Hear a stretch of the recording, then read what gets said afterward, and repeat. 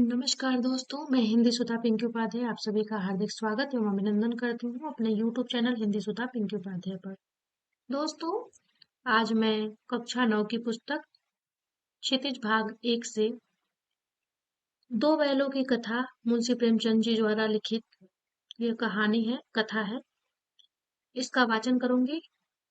समीक्षा की दृष्टि से इसका सारांश भी स्पष्ट करूंगी और इस पाठ से आए हुए जितने भी महत्वपूर्ण प्रश्न होंगे, मुहावरे होंगे, वाक्य प्रयोग होंगे, उन सभी को भी मैं स्पष्ट करती चलूंगी। तात्पर्य यह है दोस्तों कि इस प्रश्न से जितने भी महत्वपूर्ण प्रश्न बनेंगे या अभी तक परीक्षाओं में पूछे गए हैं, उन सबको भी दृष्टिगत करते चलेंगे। तो आइए दोस्तों, बिना किसी विलंब के हम पाठ की तरफ अग्रसर होते हैं। आप मेरे साथ बने रहिए दोस्तों। आपको कक्षा 6 से लेकर 12 तक की सभी पुस्तकों का पूर्णतः सार संदर्भ सहित प्रश्नोत्तरी भी मिलेगा और जो पाठ लगे हुए हैं उनका सारांश भी आपको स्पष्ट कराते चलेंगे। चलिए दोस्तों, आगे बढ़ते हैं। गद्य जीवन संग्राम की भाषा है। गद्य जीवन संग्राम की भाषा है। यह जो है कथन किसका है? तो यह कथन है सूर्यकांत त्रिपाठी निराला जी का। गद्य जीवन संग्राम की भाषा है, यह कथन किसका है? तो यह कथन है सूर्यकांत त्रिपाठी निराला जी का। ध्यान रखिएगा, जो निराला जी हैं वो संग्राम की भाषा पर ध्यान देते हैं क्योंकि ये ओज और औदार्य के कवि हैं। तो गद्य जीवन संग्राम की भाषा है, कौन करता है? सूर्यकांत त्रिपाठी निराला जी, है ना। ध्यान रखिएगा दोस्तों। यदि गद्य कवियों की कसौटी है तो निबंध गद्य की कसौटी है। यदि गद्य कवियों की कसौटी है तो निबंध गद्य की कसौटी है। भाषा की पूर्ण शक्ति का विकास निबंधों में ही सबसे अधिक संभव होता है। यदि गद्य कवियों की कसौटी है तो निबंध गद्य की कसौटी है। भाषा की पूर्ण शक्ति का विकास निबंधों में ही सबसे अधिक संभव होता है। यह कथन किसका है दोस्तों? तो यह कथन है आचार्य रामचंद्र शुक्ल जी का। आचार्य रामचंद्र शुक्ल जी का यह कथन है, ये ध्यान रखिएगा। कहानी ऐसी रचना है जिसमें जीवन के किसी अंग या किसी एक मनोभाव को प्रदर्शित करना ही लेखक का उद्देश्य रहता है। उसके चरित्र, उसकी शैली, उसका कथा विन्यास सभी उसी एक भाव को पुष्ट करते हैं। कहानी ऐसी विधा है, ऐसी रचना है जिसमें जीवन के किसी अंग अंग या किसी एक मनोभाव को प्रदर्शित करना ही लेखक का उद्देश्य रहता है। उसके चरित्र, उसकी शैली, उसका कथा विन्यास, उसकी सभी उसी एक भाव को पुष्ट करते हैं। ये ध्यान रखिएगा दोस्तों। तो ये जो है कथन किसका है? तो ये प्रेमचंद जी का है, मुंशी प्रेमचंद जी का है। कहानी ऐसी रचना है जिसमें जीवन के किसी अंग या किसी एक मनोभाव को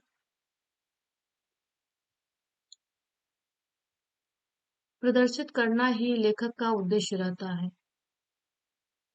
तो यहाँ पे अंश होगा दोस्तों, अंग दिया है। जीवन के किसी अंग या किसी एक मनोभाव को प्रदर्शित करना ही लेखक का उद्देश्य रहता है। उसके चरित्र, उसकी शैली, उसका कथा विन्यास सभी उसी एक भाव को पुष्ट करते हैं। ये कथन किसका है? तो ये प्रेमचंद जी का है। अच्छा गद्य लिखने की कला चीजों को उनके सही नाम से पुकारने की कला है। अच्छा गद्य लिखने की कला चीजों को उनके सही नाम से पुकारने की कला है। तो ये किसका कथन है? तो ये कथन है रैल्फ फॉक्स का। रैल्फ फॉक्स, यह कथन है रैल्फ फॉक्स का। यह कथन किसका है? तो यह कथन है रैल्फ फॉक्स का। ये ध्यान रखिएगा दोस्तों, यह कथन किसका है? तो यह कथन है रैल्फ फॉक्स का। तो आगे हम आते हैं, अगले विकल्प को देखते हैं दोस्तों।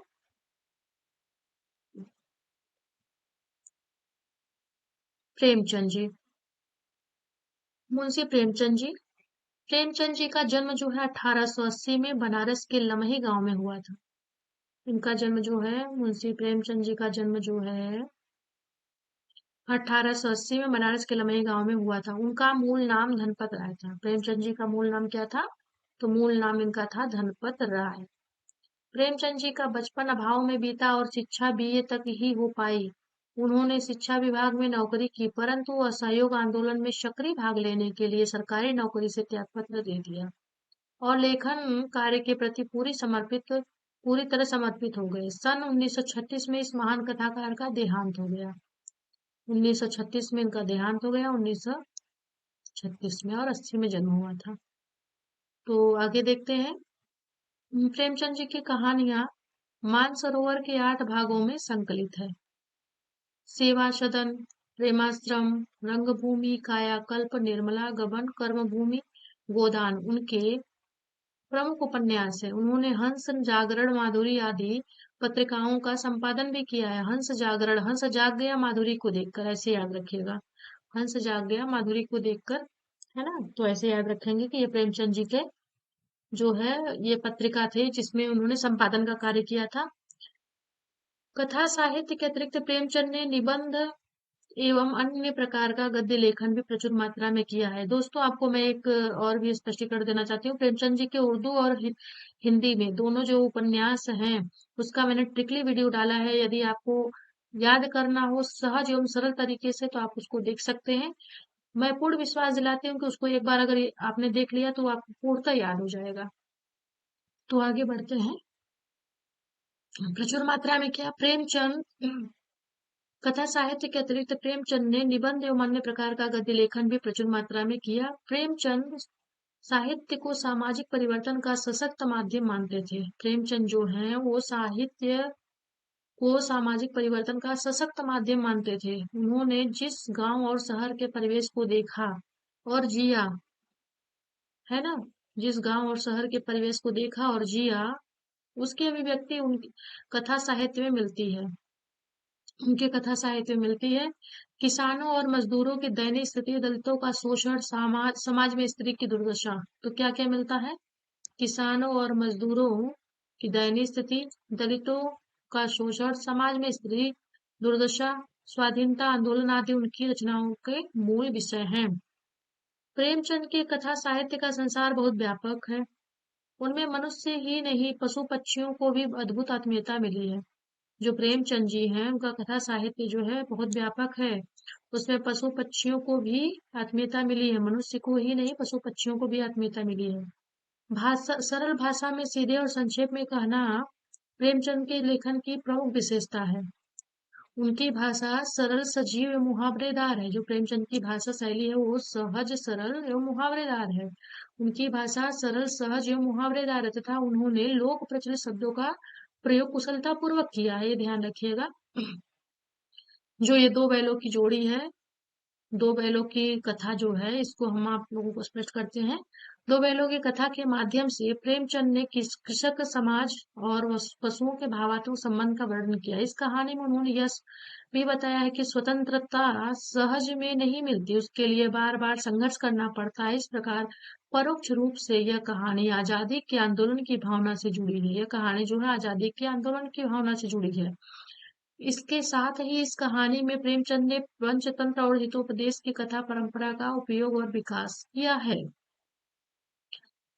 इसके साथ साथ इस कहानी में प्रेमचंद ने पंचतंत्र और हितोपदेश की कथा परंपरा का उपयोग और विकास किया है। तो इस प्रकार अब हम आते हैं प्रेमचंद जी की कहानी जो है दो बैलों की कथा। कहानी है दो बैलों की कथा। जानवरों में गधा सबसे ज्यादा बुद्धिहीन समझा जाता है। जानवरों में गधा सबसे ज्यादा बुद्धिहीन समझा जाता है। हम जब किसी आदमी को परले दर्जे का बेवकूफ कहना चाहते हैं तो उसे गधा कहते हैं।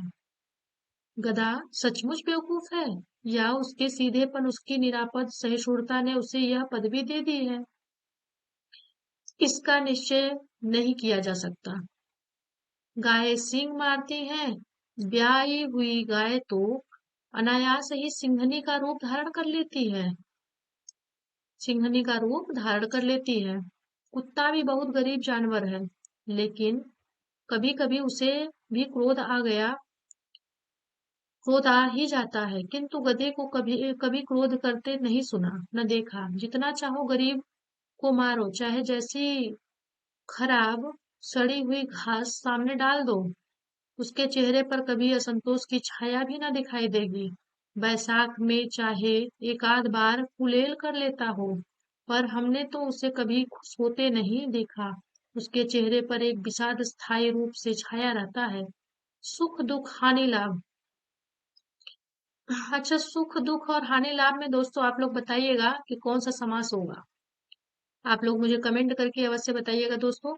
जितने लोग मेरे वीडियो को देखेंगे अवश्य आप लोग बताइएगा कि सुख दुख और हानि लाभ में कौन सा समास है।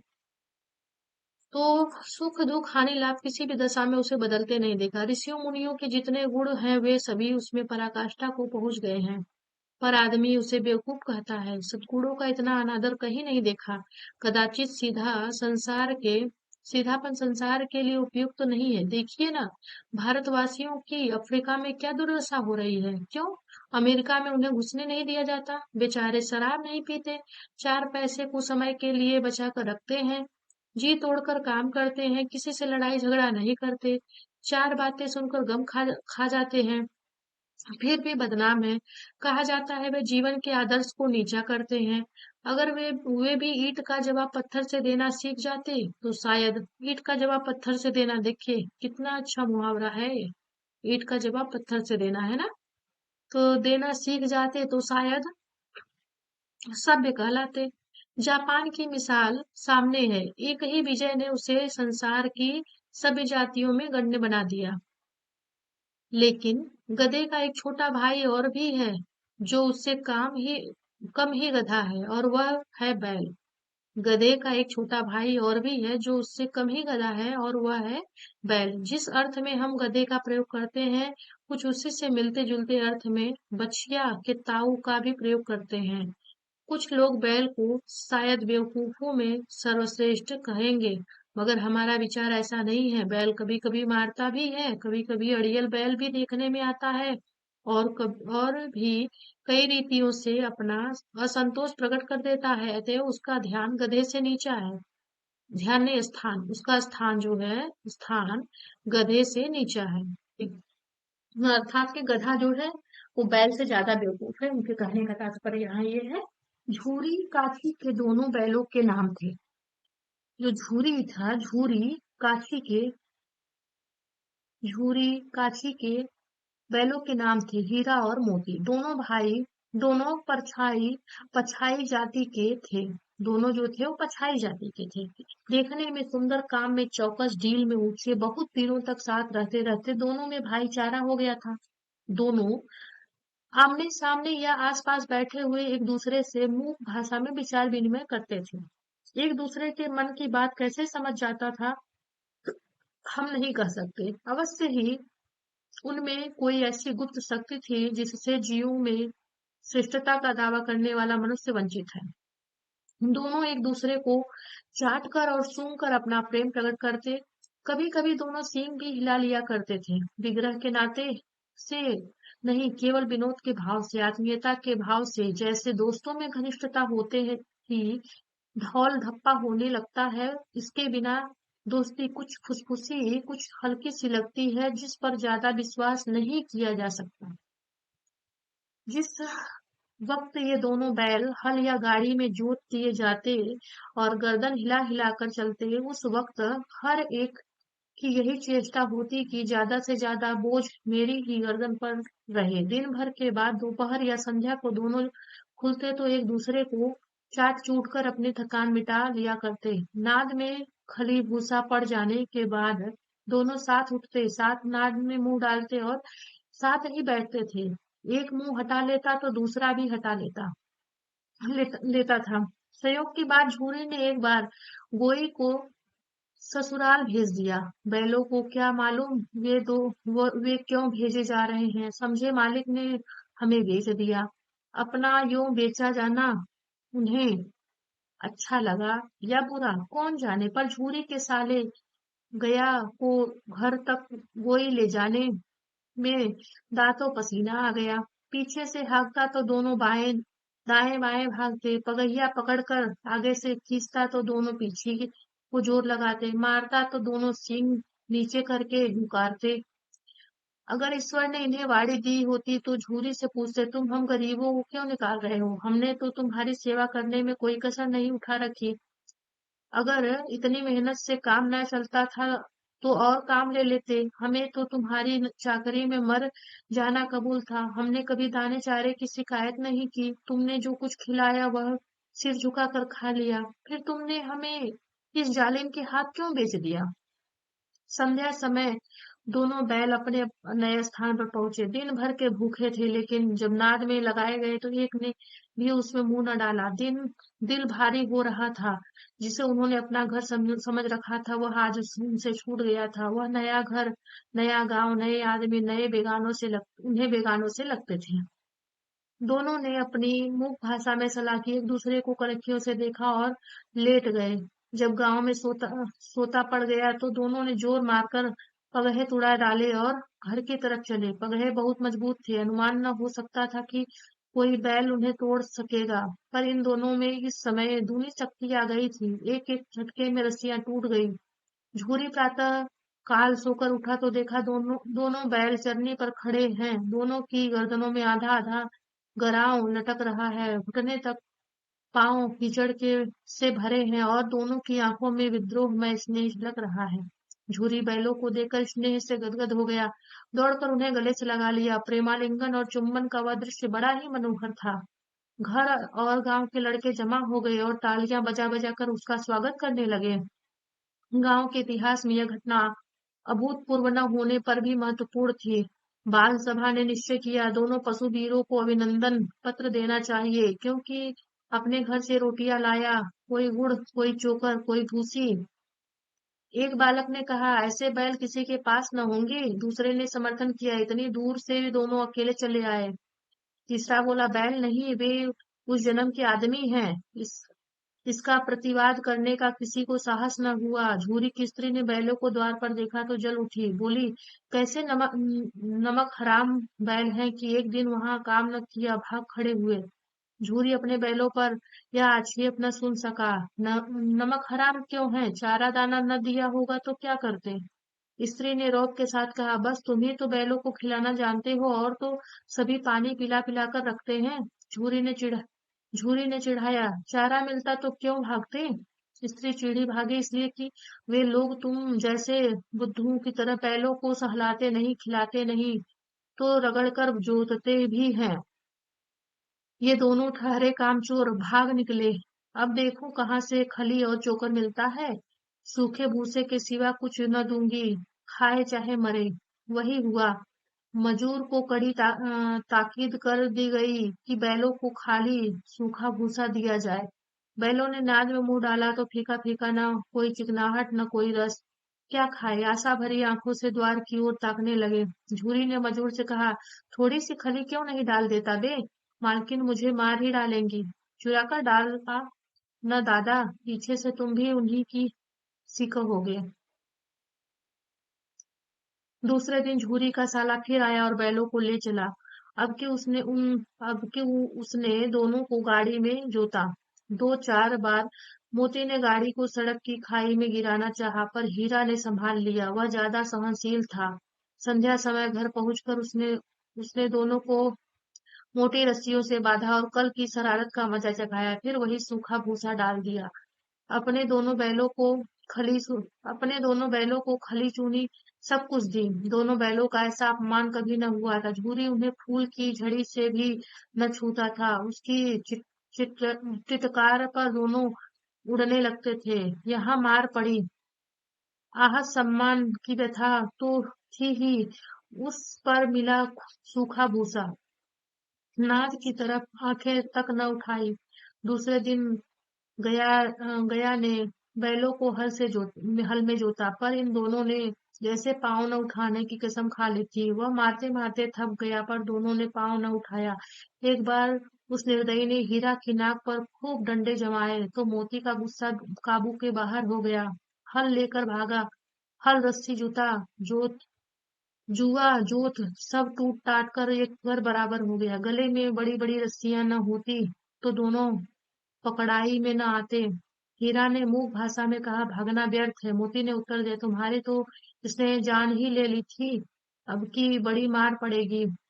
पढ़ने दो, बैल का जन्म लिया है तो मार से कहाँ तक बचेंगे।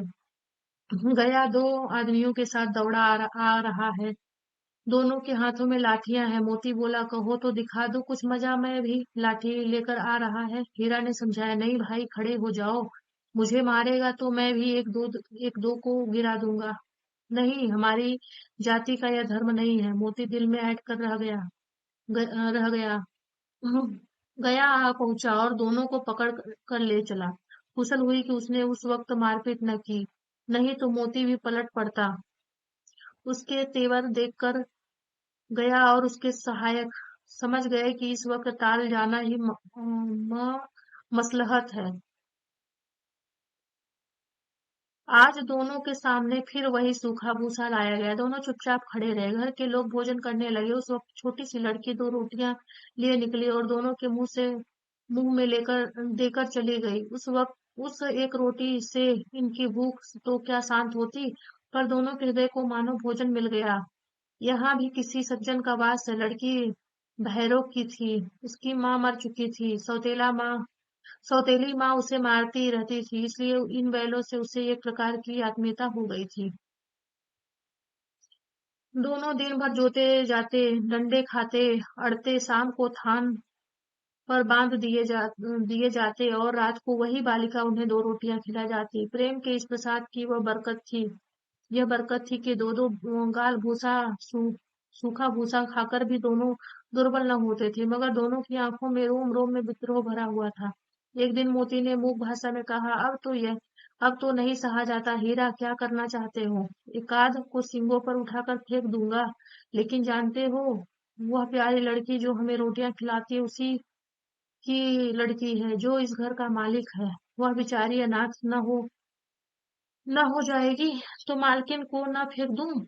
वही तो उस लड़की को मारती है। लेकिन औरत जात पर सिंह चलाना मना है, यह भूले जाते हो। तुम तो किसी तरह निकलने ही नहीं देते। बताओ, तुड़ाकर भाग चले? हाँ, यह मैं स्वीकार करता हूँ, लेकिन इतनी छोटी इतनी मोटी रस्सी टूटेगी कैसे? इतनी मोटी रस्सी टूटेगी कैसे?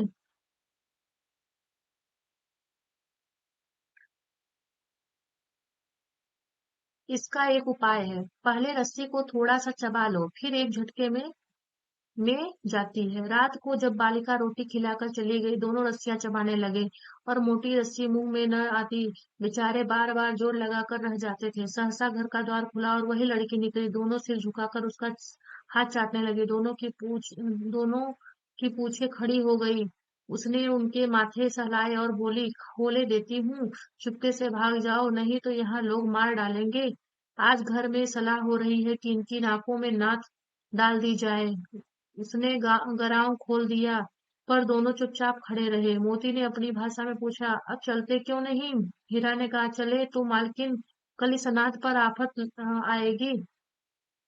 चले चले तो, लेकिन कल इस अनाथ पर आफत आएगी, सब इसी पर संदेह करेंगे। सहसा बालिका चिल्लाई, दोनों फूफा वाले बैल भागे जा रहे हैं। ओ दादा, दोनों बैल भागे जा रहे हैं, जल्दी दौड़ो। गया हड़बड़ाकर भीतर से निकला और बैलों को पकड़ने चला। वे दोनों भागे।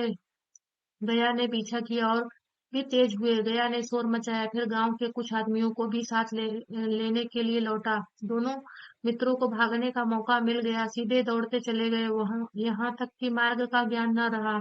जिस परिचित मार्ग से आए थे उसका यहाँ पता न था। नए नए गांव मिलने लगे। तब दोनों एक खेत के किनारे खड़े होकर सोचने लगे, अब क्या करना चाहिए। हीरा ने कहा, मालूम होता है राह भूल गए। तुम भी बेतहाशा भागे। वही उसे मार गिराना था। उसे मार गिराते तो दुनिया क्या कहती। वह अपना धर्म छोड़ दे, लेकिन हम अपना धर्म क्यों छोड़े? दोनों भूख से व्याकुल हो रहे थे। खेत में मटर खड़ी थी। चरने लगे। रह रहकर आहट लेते कोई आता तो नहीं। जब पेट भर गया, दोनों ने आजादी का अनुभव किया तो मस्त होकर उछलने कूदने लगे। पहले दोनों ने डकार ली, फिर सिंह हिलाए और एक दूसरे को खेलने लगे। मोती ने हीरा को कई कदम पीछे हटा दिया, यहाँ तक कि वह खाई में गिर गया। तब उसे भी क्रोध आया, संभल कर उठा और फिर मोती से मिल गया। मोती ने देखा खेल खेल में झगड़ा हुआ चाहता है तो किनारे हट गया। अरे, यह क्या? कोई सांड दौड़ता चला आ रहा है। हाँ, सांड ही है। वह सामने आ पहुंचा। दोनों मित्र बगले झांक रहे हैं। सांड पूरा हाथी है, उसने उनसे भिड़ना जान से हाथ धोना है, लेकिन न भिड़ते पर भी जान बचती नहीं नजर आती। इन्हीं की तरफ आ भी रहा है। इतनी भयंकर सूरत है। मोती ने मूक भाषा में कहा, बुरे फंसे, जान बचेगी, कोई उपाय सोचो। हीरा ने चिंतित स्वर में कहा, अपने घमंड में भूला हुआ है। आरजू विनती न सुनेगा, भाग क्यों न चले। भागना कायरता है तो फिर यही मरो। बंदा तो 9 2 11 होता है। और जो दौड़ाए तो फिर कोई उपाय सोचो जल्द।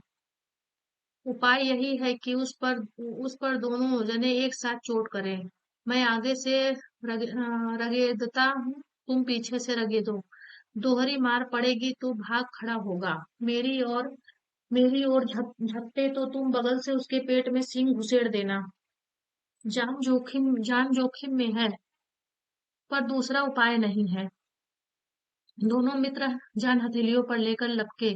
सांड को भी संगठित शत्रुओं से लड़ने का तजर्बा न था। वह तो एक शत्रु से मल्ल युद्ध करने का आदी था। ज्यों ही हीरा पर झपटा, मोती ने पीछे से दौड़ाया। सांड उसकी तरफ मुड़ा तो हीरा ने रगेदा। सांड चाहता था कि एक एक करके दोनों को गिरा ले, पर ये दोनों भी उस्ताद थे, उसे वह अवसर न देते थे। एक बार सांड झल्लाकर हीरा का अंत कर देने के लिए चला कि मोती ने बगल से आकर पेट में सींग भोग दिया। सांड क्रोध में आकर पीछे फिरा तो हीरा ने दूसरे पहलू में सींग चुभा दिया। आखिर बेचारा जख्मी होकर भागा और फिर दोनों मित्रों ने दूर तक उसका पीछा किया, यहाँ तक कि सांड बेदम होकर गिर पड़ा और तब दोनों ने उसे छोड़ दिया। दोनों मित्र विजय के नशे में झूमते चले जाते थे। मोती ने अपनी सांकेतिक भाषा में कहा, मेरा जी चाहता है कि बच्चा को मार ही डालूं। हीरा ने तिरस्कार किया, गिरे हुए बैरी पर सींग न चलाना चाहिए। यह सब ढोंग है। बैरी को ऐसा मारना चाहिए कि फिर न उठे। अब घर कैसे पहुंचेंगे वह सोचो। पहले कुछ खा ले तो सोचें।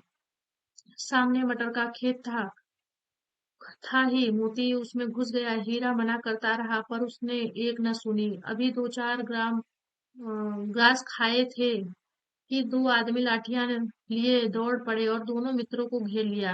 हीरा तो मेड़ पर था, निकल गया। मोती सींचे हुए खेत में था। उसके खूर कीचड़ में धंसने लगे, न भाग सका। पकड़ लिया। हीरा ने देखा संगी संकट में है तो लौट पड़ा। फंसेंगे तो दोनों फंसेंगे। घर वालों ने उसे भी पकड़ लिया। प्रातः काल दोनों मित्र कांजी हाउस में बंद कर दिए गए। दोनों मित्रों को जीवन में पहली बार ऐसा साबिका पड़ा कि सारा दिन बीत गया और खाने को एक दिन का भी न मिला। समझ में ही न आता था यह कैसा स्वामी है। इससे तो गया फिर भी अच्छा था।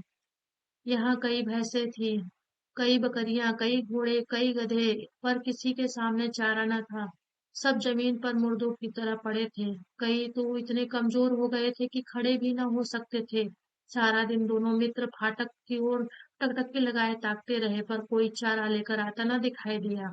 तब दोनों ने दीवार की नमकीन मिट्टी चाटनी शुरू की, पर इससे क्या तृप्ति होती। रात को भी जब कुछ भोजन न मिला तो हीरा के दिल में विद्रोह की ज्वाला दहक उठी। मोती से बोला, अब तो नहीं रहा जाता मोती। मोती ने सिर लटकाए हुए जवाब दिया, मुझे तो मालूम होता है प्राण निकल रहे हैं। इतनी जल्दी हिम्मत ना हारो भाई। यहाँ से भागने का कोई उपाय निकालना चाहिए। आओ दीवार तोड़ डालें। मुझसे तो अब कुछ नहीं होगा। बस इसी बूते पर अकड़ते हो। सारी अकड़ निकल गई। बाड़े की दीवार कच्ची थी। हीरा मजबूत तो था ही, उसने नुकीले सिंग दीवार में गड़ा दिए और जोर मारा तो मिट्टी का एक चिप्पड़ निकल आया। फिर तो उसका साहस बढ़ा। उसने दौड़ दौड़ कर दीवार पर चोटें की और हर चोट में थोड़ी थोड़ी मिट्टी गिराने लगा। उसी समय कांजी हौस का चौकीदार लालटेन लेकर जानवरों की हाजिरी लेने निकला। हीरा का उजड्डपन देखकर उसने उसे कई डंडे रसीद किए रसीद किए और मोटी सी रस्सी से बांध दिया। मोती ने पड़े पड़े कहा, आखिर मार खाई क्या मिला?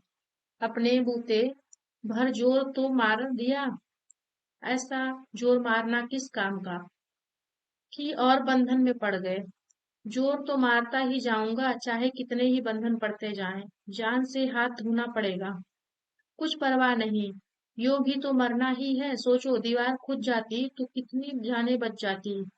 इतने भाई यहाँ बंद है, किसी की देह में जान नहीं। 2-4 दिन और यही हाल रहा तो सब मारे जाएंगे, तो सब मर जाएंगे। हाँ, यह बात तो है। अच्छा, तो ला फिर मैं भी जोर लगाता हूँ। मोती ने भी दीवार में उसी तरह सींग मारा। थोड़ी सी मिट्टी गिरी और फिर हिम्मत बढ़ी। फिर तो वह दीवार में सींग लगाकर इस तरह जोर करने लगा मानो किसी प्रतिद्वंदी से लड़ रहा है। आखिर कोई 2 घंटे की जोर आजमाई के बाद दीवार ऊपर से लगभग एक हाथ गिर गई। उसने दूनी शक्ति से दूसरा धक्का मारा तो आधी दीवार गिर पड़ी। दीवार का गिरना था कि अधमरे से पड़े हुए सभी जानवर चेत उठे। तीनों घोड़ियां सरपट भाग निकले, फिर बकरियां निकली, इसके बाद भैंसें भी खिसक गई, पर गधे अभी तक ज्यों के त्यों खड़े थे। हीरा ने पूछा, तुम दोनों क्यों नहीं भाग जाते? एक गधे ने कहा, जो कहीं फिर पकड़ लिए जाएं तो क्या हरज है? अभी तो भागने का अवसर है। हमें तो डर लगता है, हम यहीं पड़े रहेंगे। आधी रात से ऊपर जा चुकी थी। दोनों गधे अभी तक खड़े सोच रहे थे कि भागे या ना भागे, और मोती अपने मित्र की रस्सी तोड़ने में लगा हुआ था। जब वह हार गया तो हीरा ने कहा, तुम जाओ, मुझे यहीं पड़ा रहने दो, शायद कहीं भेंट हो जाए। मोती ने आंखों में आंसू लाकर कहा, तुम मुझे इतना स्वार्थी समझते हो हीरा? हम और तुम इतने दिनों तक एक साथ रहे, आज तुम विपत्ति में पड़ गए तो मैं क्या तुम्हें छोड़कर अलग हो जाऊं? हीरा ने कहा, बहुत मार पड़ेगी, लोग समझ जाएंगे, यह तुम्हारी शरारत है। मोती गर्व से बोला, किस अपराध के लिए तुम्हारे गले में बंधन पड़ा? उसके लिए अगर तुम पर मार पड़े तो क्या चिंता? इसके लिए अगर मुझ पर मार पड़े तो क्या चिंता? इतना तो हो ही गया कि 9-10 प्राणियों की जान बच गई, वे सब तो आशीर्वाद देंगे। यह कहते हुए मोती ने दोनों गधों को सींगों से मार मार मार कर बाड़े के बाहर निकाला और तब अपने बंधु के पास आकर सो रहा। भोर होते ही मुंशी और चौकीदार तथा अन्य कर्मचारियों में कैसी खलबली मची, इसके लिखने की जरूरत नहीं। बस इतना ही कि काफी है कि मोती की खूब मरम्मत हुई और उसे मोटी रस्सी में बांध दिया गया। 1 सप्ताह तक दोनों मित्र वहां बंधे पड़े रहे। किसी ने चारे का एक तीर भी न डाला। हाँ, एक बार पानी दिखा दिया जाता था, यही उसका आधार था। दोनों इतने दुर्बल हो गए थे कि उठा तक न जाता था। कठरियां निकल आई थी। एक दिन बाड़े के सामने डुग्गी बजने लगी और दोपहर होते होते वहां 50-60 आदमी जमा हो गए। तब दोनों मित्र निकाले गए और उनकी देखभाल होने लगी। लोग आकर उनकी सूरत देखते और मन फीका करके चले जाते। ऐसे में तक बैलों का कौन खरीदार होता? सहसा एक दिन दढ़ियल आदमी, जिसकी आंखें लाल थी और अत्यंत कठोर आया मुद्रा अत्यंत कठोर आया, और दोनों मित्रों के कुल्हों में उंगली गोदकर मुंशी जी से बातें करने लगा। उसका चेहरा देखकर अंतर्ज्ञान से दोनों मित्रों के दिल कांप उठे। वह कौन है और उसे क्यों टटोल रहा है, इस विषय में उन्हें कोई संदेह न हुआ। दोनों ने एक दूसरे को भीत नेत्रों से देखा और फिर और सिर झुका लिया। हीरा ने कहा, गया के घर से नाहक भागे, अब जान न बचेगी। मोती ने अश्रद्धा के भाव से उत्तर दिया, कहते हैं भगवान सबके ऊपर दया करते हैं, उन्हें हमारे ऊपर क्यों दया न आती नहीं आती? भगवान के लिए हमारा मरना जीना दोनों बराबर है। चलो अच्छा ही है, कुछ दिन उसके पास तो रहेंगे। एक बार भगवान ने उस लड़की के रूप में हमें बचाया था, क्या अब न बचाएंगे? यह आदमी छुरी चलाएगा, देख लेना। तो क्या चिंता है? मांस खाल सींग हड्डी सब किसी न किसी काम आ जाएंगे। नीलाम हो जाने के बाद दोनों मित्र उस डरियल के साथ चले। दोनों की बोटी बोटी कांप रही थी। बेचारे पांव तक न उठा सकते थे, पर भय के मारे गिरते पड़ते भागे जाते थे, क्योंकि वह जरा भी चाल धीमी हो जाने पर जोर से डंडा जमा देता था। राह में गाय बैलों का एक रेवड़ हरे हरे हार में चढ़ता नजर आया। सभी जानवर प्रसन्न थे, चिकने चपल। कोई उछलता था, कोई आनंद से बैठा फागुर करता था। कितना सुखी जीवन था इसका, इनका। पर कितने स्वार्थी हैं सब। किसी को चिंता नहीं कि उनके दो भाई बड़े के हाथ बड़े पड़े कैसे दुखी हैं। सहसा दोनों को ऐसा मालूम हुआ कि यह परिचित राह है। हाँ, इसी रास्ते से गया, उन्हें ले गया था। वही खेत, वही बाग, वही गांव मिलने लगे। प्रतिक्षण उसकी चाल तेज होने लगी। सारी थकान, सारी दुर्बलता गायब हो गई। आह, यह लो अपना ही हार आ गया। इसी कुएं पर हम पूर चलाने आया करते थे। यही कुआं है। मोती ने कहा, हमारा घर नजीक आ गया। हीरा बोला, भगवान की दया है, मैं तो अब घर भागता हूँ। यह जाने देगा, इसे मैं मार गिराता हूँ। नहीं नहीं, दौड़कर थान भर चलो, वहां से हम आगे न जाएंगे। दोनों उन्मत्त होकर बछड़ों की भांति उड़ेले करते हुए घर की ओर दौड़े। वह हमारा थान है। दोनों दौड़कर अपने थान पर आए और खड़े हो गए। दड़ियल की भी पीछे पीछे दौड़ चला आता था। झूरी द्वार पर बैठा धूप खा रहा था। बैलों को देखते ही दौड़ा और उसे उन्हें बारी बारी से गले लगाने लगा। मित्रों की आंखों से आनंद के आंसू बहने लगे। एक झूरी का हाथ चाट रहा था। डरियल ने आकर बैलों की रस्सियां पकड़ ली और झूरी ने कहा, मेरे बैल हैं, तुम्हारे बैल कैसे? मैं मवेशी खाने से नीलाम किए आता हूँ, लिए आता हूँ। मैं तो समझा समझा हूँ चुराए लिए आते हो। चुपके से चले जाओ, मेरे बैल हैं, मैं बेचूंगा तो बिकेंगे। किसी को मेरे बैल नीलाम करने का क्या अख्तियार है? जाकर थाने में रपट कर दूंगा। मेरे बैल हैं, इसका सबूत यह है कि मेरे द्वार पर खड़े हैं। डरियल से झल्लाकर बैलों को जबरदस्ती पकड़ ले जाने के लिए बढ़ा। उसी वक्त मोती ने सींग चलाया। डरियल पीछे हटा। मोती ने पीछा पीछा किया। डरियल भागा, मोती पीछे दौड़ा। गांव के बाहर निकल जाने पर वह रुका, पर खड़ा डरियल का रास्ता देख रहा था। डरियल दूर खड़ा धमकियां दे रहा था, गालियां निकाल रहा था, पत्थर फेंक रहा था और मोती विजयी सूर की भांति उसका रास्ता रोके खड़ा था। गांव के लोग यह तमाशा देखते थे और हंसते थे। जब डरियल हार कर चला गया तो मोती अकड़ता हुआ लौटा। हीरा ने कहा, मैं डर रहा था कि कहीं तुम गुस्से में आकर मार न बैठो। अगर वह मुझे पकड़ता तो मैं बेमारे न छोड़ता। अब ना आएगा। आएगा तो दूर ही से खबर लूंगा, देखूं कैसे ले जाता है। जो गोली मरवा दे, मर जाऊंगा पर उसके काम तो ना आऊंगा। हमारी जान को कोई जान ही नहीं समझता, इसलिए ही कि हम इतने सीधे हैं। जरा देर में नादों में खली भूसा चोकर और दाना भर दिया गया और दोनों मित्र खाने लगे। झूरी खड़ा दोनों को सहला रहा था और बीसों लड़के तमाशा देख रहे थे। सारे गांव में उत्साह सा मालूम होता था। उसी समय मालकिन ने आकर दोनों के माथे चूम लिए।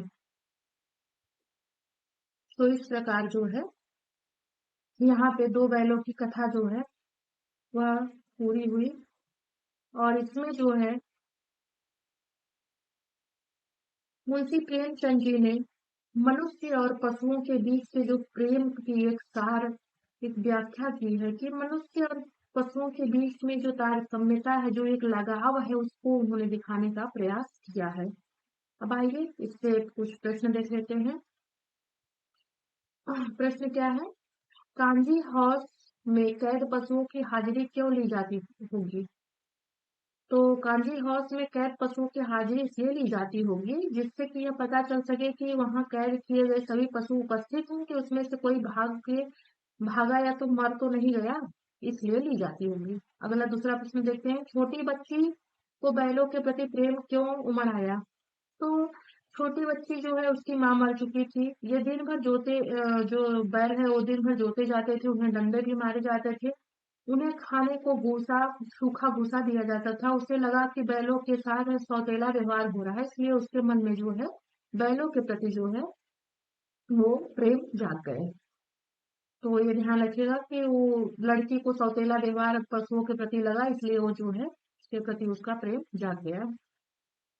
और इसी कारण वह जो है रात में एक एक रोटी जो है बैलों को खिला देती थी। कहानी में बैलों के माध्यम से कौन कौन सी नीति विषयक मूल्य उभर कर आए हैं, ये ध्यान रखिएगा। तो इस कहानी के माध्यम से लेखक ने किसानों और पशुओं के भावनात्मक संबंधों का वर्णन किया है।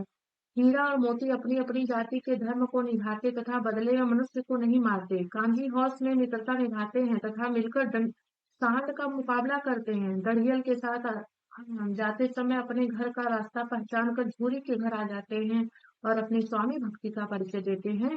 इसलिए जो है कहानी दो बैलों के माध्यम से जो है यही नीति विषयक मूल्य उभार करके लाता है। चौथा प्रश्न देखते हैं। प्रस्तुत कहानी में प्रेमचंद ने गधे की किस स्वभावगत विशेषताओं के आधार पर उसके प्रति रूढ़ अर्थ मूर्ख का प्रयोग न कर किस नए अर्थ की ओर संकेत किया है। तो प्रस्तुत कहानी में प्रेमचंद ने गधे को सीधा, सहनशीलता, अक्रोधी, सुख दुख में समभाव के रहने वाला प्राणी बताते हुए उसे ऋषियों मुनियों की सद्गुणों से युक्त बताया है। उसे एक सीधा साधा पशु बताते हैं मुंशी प्रेमचंद जी, जिसके चेहरे पर कभी भी असंतोष की छाया नहीं पड़ी दिखाई देती। वह रूखा सूखा खाकर भी संतुष्ट रहता है। तो ये भी है। आगे देखते हैं। अगला प्रश्न देखते हैं हम। किन घटनाओं से पता चलता है कि हीरा और मोती में गहरी दोस्ती है? तो ये देख लेते हैं हम घटनाओं को। बहुत दिनों से साथ रहते रहते हीरा और मोती से में गहरी दोस्ती हो गई थी। मटर के खेत में जब मोती जो है कीचड़ में धंस गया, तब हीरा स्वयं ही रखवालों के पास आ गया। तो इसलिए जो है दोनों के साथ दोनों की जो मित्रता है, दोनों का जो व्यवहार है उसको दिखाया जाता है और जिससे दोनों एक साथ सजा पाते हैं। कौजी हौस में मोती हीरा के बंधे होने के कारण बाड़े की दीवार टूट जाने पर भी नहीं भागा था। इस घटनाओं से भी हीरा और मोती की गहरी दोस्ती का पता चलता है। अगला देखते हैं छठा प्रश्न। लेकिन औरत जात पर सींग चलाना मना है, यह भूल जाते हो? हीरा इस कथन के माध्यम से स्त्री के प्रति प्रेमचंद के दृष्टिकोण को दिखाता है। तो लेखक ने हीरा के इस कथन के माध्यम से इस ओर संकेत किया है कि हमारे समाज में स्त्री को सदा प्रताड़ित किया जाता है। उसे पुरुष की दासी के रूप में चित्रित किया जाता है, जिसे सब प्रकार के मारने पीटने का अधिकार पुरुष के पास होता है। उसका अपना कोई अस्तित्व नहीं होता है। स्त्री को सदा पुरुष पर आश्रित रहना पड़ता है। उसे पुरुष की इच्छा के अनुसार अपना जीवन व्यतीत करना होता है। यही दिखाने का प्रयास उन्होंने किया है। आगे देखते हैं सातवां प्रश्न। किसान जीवन वाले समाज में पशु और मनुष्य के आपसी संबंधों को कहानी में किस तरह से व्यक्त किया गया है, तो इसको भी देख लेते हैं। किसान जीवन वाले समाज में पशु और मनुष्य का घनिष्ठ संबंध होता है। आपसी लगाव के कारण दोनों एक दूसरे के बिना रहना दुखदाई हो जाता है। तरह तरह के दुख उठाने और बिकने के बाद भी हीरा और मोती अपने पहले मालिक झूरी को छोड़कर कहीं नहीं जाना चाहते। किसान अपने पशुओं को परिवार के सदस्यों के समान स्नेह और देखभाल करता है। पशु भी उसकी आत्मीयता युक्त भाव से स्नेह के बंधन में बंध कर सदा उसके साथ रहना चाहते हैं। ये बात बिल्कुल सत्य है। आपके घर पे यदि कोई पशु है तो आप देखिए उस वो आपसे कितना लगाव रखता है। अगला प्रश्न देखते हैं, आठवां प्रश्न। इतना तो ही गया कि 9-10 प्राणियों की जान बच गई। वह सब तो आशीर्वाद देंगे। मोती के इस कथन के आलोक में उसकी विशेषताएं बताइए। तो क्या है इसमें देख लीजिए, क्या है कि इतना तो हो ही गया कि 9-10 प्राणियों की जान बच गई, वह सब तो आशीर्वाद देंगे। मोती के इस कथन में हमें पता चलता है कि उसमें परोपकार की भावना है। वह निरीह और विपत्ति में फंसे प्राणियों की मदद करने में विश्वास रखता है। वह आशावादी है। उसे विश्वास है कि उसके द्वारा किए गए अच्छे कार्य का परिणाम अच्छा ही होगा। अगला प्रश्न देखते हैं, नवा प्रश्न। नवा प्रश्न है कि अवश्य नवा प्रश्न है कि अवश्य ही उसमें कोई ऐसी गुप्त शक्ति थी जिससे जीवों में श्रेष्ठता का दावा करने वाला मनुष्य वंचित है। तो यहाँ प्रेमचंद ने बताया कि हीरा और मोती मूक भाषा में विचारों का आदान प्रदान करते थे। वह बिना कुछ कहे एक दूसरे के भाव और विचार समझ लेते थे। प्रेम, आत्मीयता और घनिष्ठता के गुणों के बल पर ही वे एक दूसरे के मन की बात जान लेते थे। यही उनकी शक्ति थी जिसके कारण श्रेष्ठ जीव मनुष्य जीवन से पिछड़ गया। अगला प्रश्न देखते हैं। उस एक रोटी से उनकी भूख तो क्या शांत होती, पर दोनों के हृदय को मानो भोजन मिल गया। इसका तात्पर्य क्या है? तो प्रस्तुत पंक्ति का आशय यह है कि प्रेम और सहानुभूति का सहारा मिलने पर प्राणी बड़े से बड़े दुख को भी भूल जाता है। जब भैरव की बेटी भूख से व्याकुल हीरा और मोती को एक एक रोटी खिलाती है, तो उस सहानुभूति को पाकर उनकी आत्मा है प्रसन्न हो जाती है और आनंदानुभूति के बल पर वह स्वयं को तृप्त अनुभव करते हैं। 10वां प्रश्न देखते हैं। गया ने हीरा मोती को दोनों बार सूखा भूसा खाने के लिए दिया, क्योंकि इसका देखिए उत्तर लगाना है। क्योंकि गया ने हीरा मोती को दोनों बार सूखा भूसा खाने के लिए इसलिए दिया कि वह हीरा मोती के व्यवहार से बहुत दुखी था, है ना। वह हीरा मोती के व्यवहार से बहुत दुखी था, अर्थात वह हीरा मोती के व्यवहार से बहुत दुखी था। यह प्रश्न इसका सही है। अगला देखते हैं।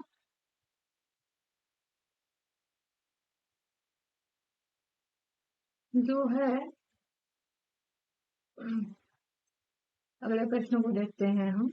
हीरा और मोती ने शोषण के खिलाफ आवाज उठाई, लेकिन उसके लिए प्रताड़ना भी सही। हीरा मोती की इस प्रतिक्रिया पर तर्क करते सही करने पर विचार प्रकट करिए।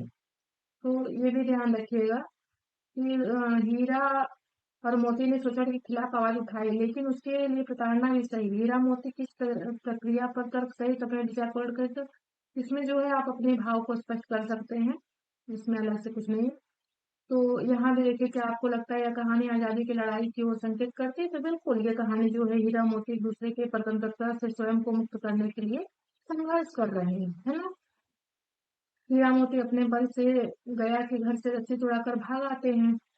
अंत में काजी हाउस में वो जानवरों के मतलब जानवरों के उसमें फंस जाते हैं और जानवरों को वहां से आजाद कराते हैं, और उसके दंड के स्वरूप उन्हें जो है वो दूसरे के चंगुल में फंस जाते हैं। तो यह कहानी जो है भारत की आजादी की लड़ाई की ओर संकेत करती है। जिस प्रकार भारतवासियों ने अनेक कठिनाइयों का सामना करते हुए अंत में आजादी प्राप्त कर ली, उसी प्रकार जो है हीरा मोती भी अनेक कठिनाइयों को झेलते हुए भी जो है आजादी को प्राप्त कर लेते हैं।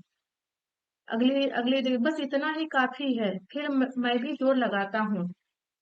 इस वाक्य में किसी बात पर जोर देने का काम कर रहे हैं। किस बात पर जोर देने का? ऐसे शब्दों को निपात कहते हैं। कहानी में से 5 ऐसे वाक्य छाटिए जिसमें निपात का प्रयोग हुआ है। तो बिल्कुल छाट सकते हैं, बहुत सरल है। देखिए, बैल कभी कभी मारता भी है। ये है ना, बैल कभी कभी मारता भी है ना, भी ही, ये सब निपात शब्द है। तो बैल कभी कभी मारता भी है, तो भी आया ना। कुत्ता भी बहुत गरीब जानवर है, तो कुत्ता भी आया निपात वहां पे। और ब्याही हुई गाय तो अनायास ही सिंघनी का रूप धारण कर लेती है, तो ही आया, ये निपात शब्द हो गया। एक ही विजय ने उसे संसार की सभ्य जातियों में गण्य बना दिया, तो एक ही आया ना, एक ही विजय। तो ये सब क्या है? निपात शब्द है। पीछे से तुम भी उन्हीं की सी कहोगे, तो भी आया। यहाँ हम देख सकते हैं निपात शब्द क्या है। देखिए, निपात शब्द के लिए हमें प्रश्न को देखना पड़ेगा। जो हीरा मोती है वहां निपात शब्द को हमें ढूंढना पड़ेगा। जब उसमें हम आएंगे तो हमें निपात शब्द मिल जाएंगे, कहानियों में देखेंगे। निपात शब्द आप लोग जानते हैं, जो एक वाक्य को दूसरे वाक्य से जोड़ता है, एक शब्द को दूसरे शब्द से जोड़ता है। तो ये ध्यान रखिएगा, निपात शब्द उसी को कहते हैं जिसको हटा देने से वो पूर्णतः हट जाएगा, उसका विच्छेद कभी नहीं हो सकता। जो निपात शब्द है उसका विच्छेद कभी नहीं हो सकता, ये ध्यान रखिएगा। तो हम आपको दिखाते हैं, जो देख लीजिएगा आप।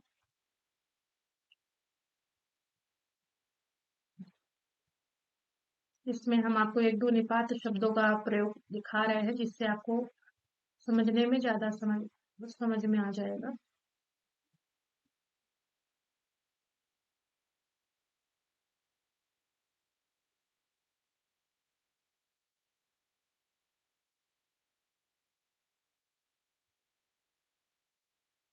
जब आप पढ़े होंगे कहानी पूरी मेरे साथ बने रहे दोस्तों, तो उसमें आपने देखा होगा जब कहानी शुरू हुई थी तो उसमें आपको, हाँ देखिए यहाँ है ना, निपात शब्द आपको मैं दिखा रही हूँ।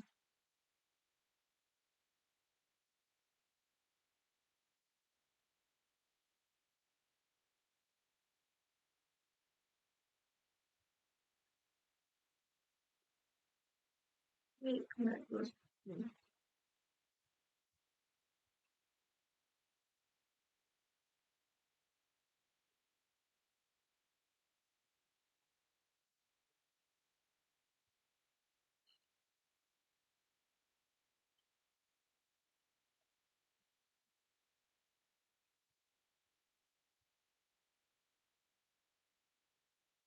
देखिए यहाँ जहां जहां आपको ये दिखेगा कि जहां ही है शब्द प्रयोग किया गया है, ही है, भी है, वहां वहां आपको निपात शब्द मिलेंगे, है ना।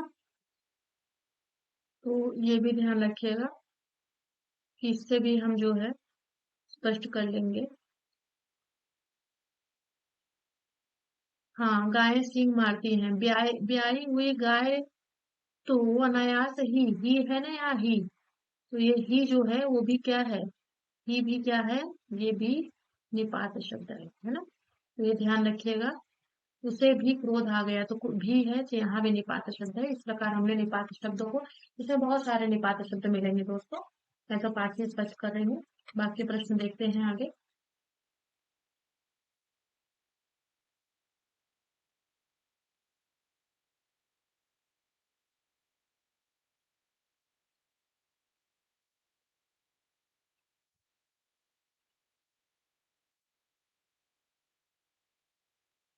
रचना के आधार पर वाक्य भेद बताइए तथा उपवाक्य छाड़कर उसके भी भेद लिखिए।